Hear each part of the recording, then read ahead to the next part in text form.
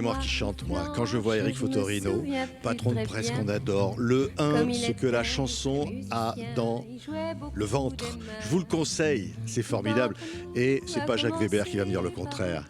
Oui, non, c'est sûr que je ne vais pas dire le contraire. C'est ça. Parce que si vous êtes tous les deux réunis ici au Francofolie de La Rochelle, c'est parce que vous aimez la chanson tous les deux. Et quand je dis j'ai la mémoire qui chante, ce sont des rencontres quotidiennes qu'Éric organise ici avec des artistes. Il y a Emmanuel Béard, même des hommes politiques comme Édouard Philippe. Et vous, Jacques, pour parler des chansons que vous aimez. C'est important la chanson, Jacques Weber ?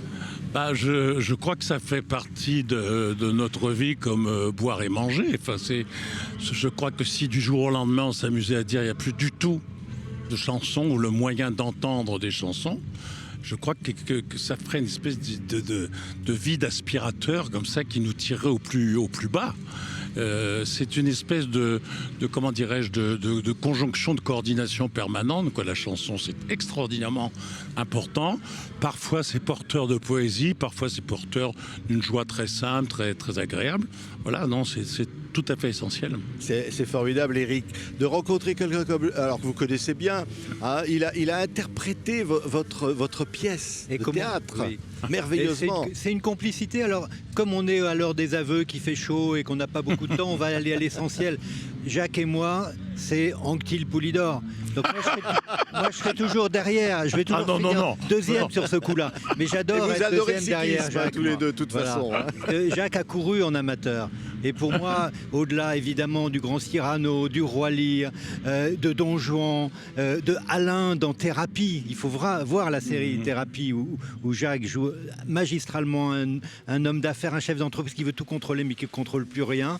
Ben moi je suis très heureux qu'on vienne parler chansons tous les deux cet après-midi. Alors on va révéler, mais vous allez révéler aujourd'hui et sur scène et avec le public qui vient pour ces merveilleuses rencontres, les 5 chansons qu'il a choisies. Voilà. Je sais pas, tiens, alors allez, pour nos téléspectateurs en exclusivité, l'une de ces 5 chansons, comme ça on va l'entendre tout de suite. Alors non, mais il y a une chanson que Jacques a lui-même écrite et qui est interprétée par Maxime Le Forestier et qui s'appelle L'impasse des oiseaux.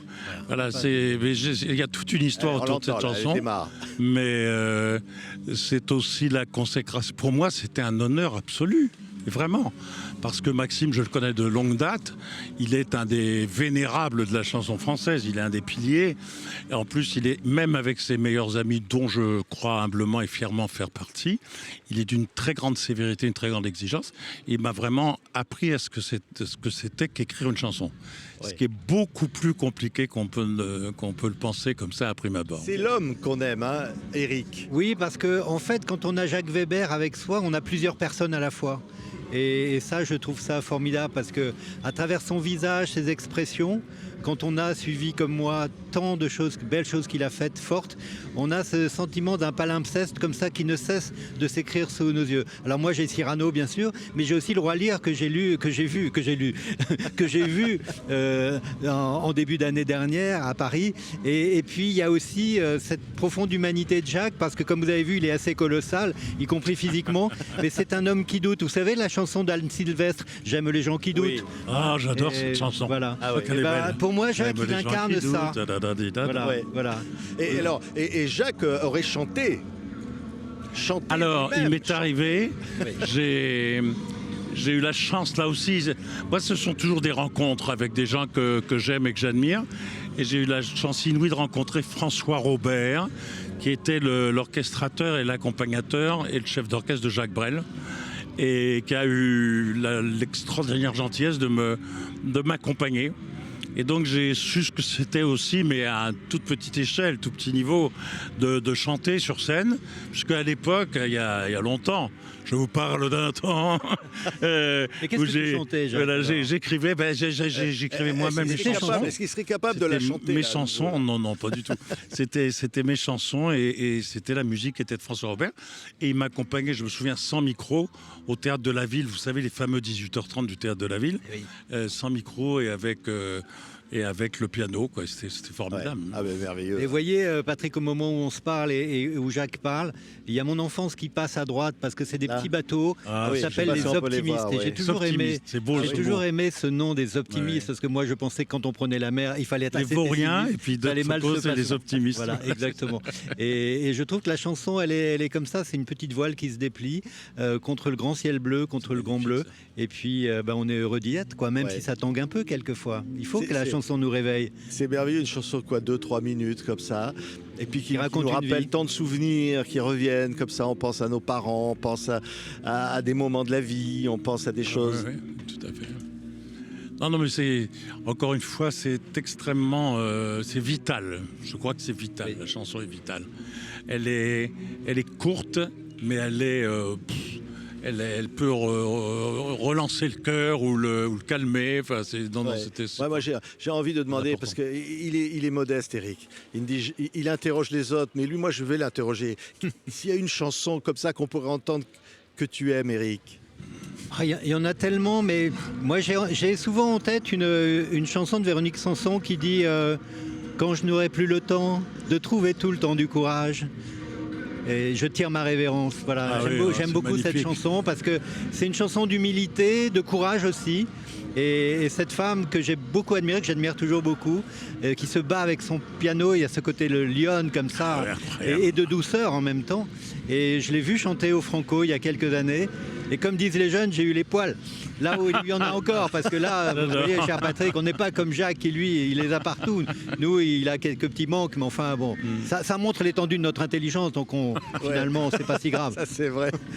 non, mais c'est vrai que le métier d'acteur, merveilleux, Jacques, mais c'est le métier de chanteur. On pense à Brel, vous l'avez dit, on pense à Barbara, des gens qui interprètent vraiment la chanson comme de grands acteurs, au fond. Alors, c'est autre chose, parce que vous prenez par exemple l'exemple de Brel. Moi, j'étais un fanatique absolu, et encore maintenant, il m'arrive de regarder Brel avant de rentrer en scène. Enfin, mais par contre, on ne peut pas. Je crois qu'il faut arrêter de dire ah mais lui c'est un comédien. Parce qu'un type est assez expressionniste dans la vie ou a du caractère, on dira lui c'est un comédien. Non, rien à voir. C'est un métier, comme chanter est un métier. Moi, je n'ai jamais voulu faire un disque parce que j'estimais que je n'étais pas un chanteur. Et un comédien, c'est un métier. Et il y en a marre de tous ces espèces de troncs de la télévision qui viennent sur scène. C'est un lieu sacré, la scène. C'est un lieu sacré pour le chanteur et c'est un lieu sacré pour le comédien. Et je prends, par exemple, vous prenez l'exemple de Jacques Brel, voire même de Barbara, qui était, alors, comme dit l'autre, on avait les poils, c'était inimaginable, l'émotion. Mais ce ne sont pas des grands acteurs du tout. Barbara jouant la comédie, ça lui arrivait de temps en temps ou même Jacques Brel, ce ne sont pas des acteurs exceptionnels, pas du tout, c'est pas leur terrain, c'est pas du tout leur terrain. Ils entrent en scène et ils interprètent une chanson, ils en sont les interprètes fulgurants, c'est complètement différent. Mais Jacques a dit ce mot, c'est sacré la scène, c'est un oui. espace sacré. Franchement, Oui, oui. et ça, c'est dingue, ça. Oui, cette sacralité, je pense qu'elle soit celle d'un comédien qui rentre au théâtre, et Dieu sait si Jacques a passé sa vie à entrer en scène et à attendre longtemps après que le rideau tombe. On entre, je pense, sur la grande scène des Francopholies, la On entend derrière 12 000 peut-être, là. personnes, là, avec les balances, etc. J'essaie d'imaginer, pour moi, c'est une sorte de saut dans le vide sans parachute. Il doit y avoir quelque chose de cet ordre-là. Et moi, j'admire beaucoup ces gens qui se mettent en danger chaque jour. Et c'est vrai que moi, je n'ai jamais fait ni de théâtre ni de cinéma, mais j'imagine qu'un comédien de théâtre comme les Jacques, même s'il est aussi un comédien de cinéma, c'est cette espèce, on met sa peau au bout de ses mots tous les jours. Quelque chose. Et puis il y a la musique des mots aussi. Je sais pas, quand j'entends Jacques jouer Molière, on entend la musique de Molière. Oui, enfin, Il y a faut se une méfier, façon faut se méfier. Hein Faut se méfier. Faut pas contraire. Je crois qu'il faut pas trop penser à la musique, mais ce qui est vrai, c'est qu'on a d'abord sa propre musique. Et il y a même des acteurs qui ont construit et c'était magnifique. Leur vérité passait par leur musique. Leur musique était vraie. Prenez Gérard Philippe, par exemple, c'était typique. Et il y en a combien d'autres? Michel Bouquet avait une accentuation, une musique qui n'était qu'à lui, qui lui était propre. Donc voilà. Mais par contre, si on attaque Molière ou au théâtre classique, enfin bref, les Alexandrins d'une façon générale, c'est extrêmement dangereux de se faire, de trouver la musique très belle. Par exemple, dans Cyrano, Il y a énormément de gens, ils adorent faire chanter le verre. Faut pas trop le faire chanter, au contraire, faut le prendre avec gourmandise, qui est complètement différent. Merci à tous les deux. Je sais qu'on vous attend. Le public vous attend parce qu'il y a la mémoire qui chante ici. Et les gens ont la mémoire qui vont entendre Jacques alors. Ouais. Alors, allez, une dernière chanson qu'il a choisie, on va la mettre en se quittant. Ah bah il y a les 3 petites notes de musique alors. Ah, les 3 petites notes de musique. Chantées par qui? Parce que ça a été chanté par... Alors là, c'est Yves Montand. J'imagine que c'est Yves Montand que tu avais en tête, Jacques. Ah, voilà un acteur ou un chanteur qui jouait ou un acteur qui chantait. C'est comme on veut. Ah, lui, c'est un des cas un peu exceptionnels. Et il est devenu un très grand acteur au fur et à mesure, par un travail de folie.